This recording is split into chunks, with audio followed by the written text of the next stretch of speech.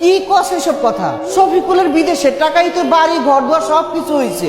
ও টাকায় তোর কুল লেখাপড়া করতেছে, সংসারের যাবতীয় খরচ চলতেছে এই শফিকুলের টাকায়। আমাকে অভাবটা কই দেখলো এরা?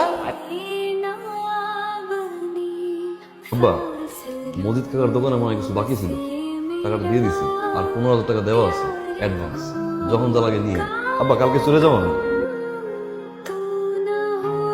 2 মাসের ছুটি লিয়ে আইলি? আমি কাম করি, জায়গা মালিক আমার খুব ভালোবাসে। মালিকের ম্যানেজার একটা অসুস্থ, ম্যানেজারের পরে বিশ্বস্ত আমি ছাড়া কেউ নাই। তোর এসব কথাবার্তা আমি বুঝতাম না।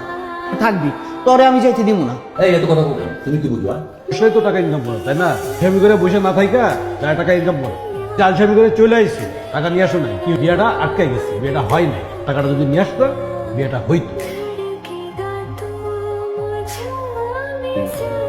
আমার চোখের অপারেশনটা করে 2 লাখ আছে, আর মনিরার ব্যবস্থা করতেছি আমি।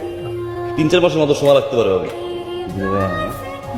ফোন আনছিলাম, আমি ব্যবহার করছি, ভাবছিলাম যাওয়ার সময় দিয়ে যাবো। এটা ভাইয়ের দিস, পড়াশোনা করিস ভাইয়া, যা লাগবে আমার ফোন দিয়ে কইস। হ্যাঁ, এরপর যখন তুমি বিদেশ দিয়ে আইবা স্বর্ণের চেন দিই।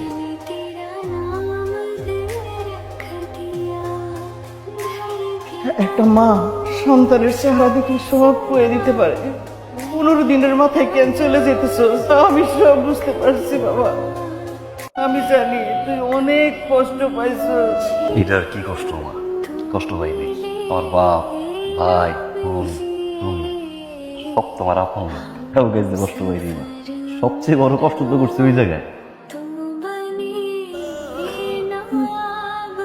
এটা প্রবাসীর কষ্ট, আল্লাহ ছাড়া কেউ বুঝে না।